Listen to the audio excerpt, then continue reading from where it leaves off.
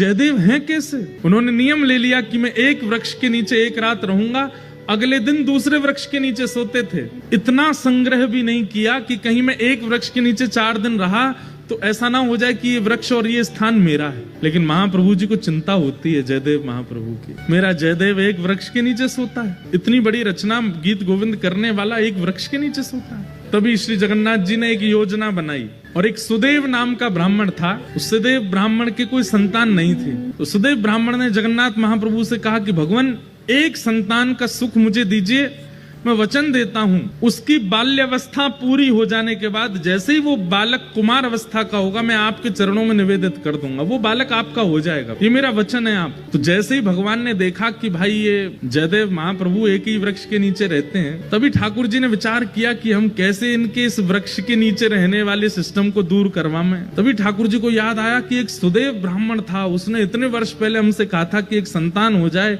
वो हमें अर्पित करेगा। ठाकुर जी की कृपा से उस सुदेव ब्राह्मण के एक पुत्री ने जन्म लिया। महाप्रभु जी ने विचार किया कि उसकी पुत्री अब विवाह के योग्य हो गई है। महाप्रभु जी ने उसको स्वप्न दिया सुदेव ब्राह्मण को, और स्वप्न में जाकर के उसको याद दिलाया, तुमने हमसे कहा था एक संतान होगी तो तुम हमको अर्पित करोगे, तुम्हारी बेटी हुई, अब भूल गए अपना वचन। अगले दिन ही सुदेव अपनी बेटी लेकर के महाप्रभु जगन्नाथ जी के सामने गया।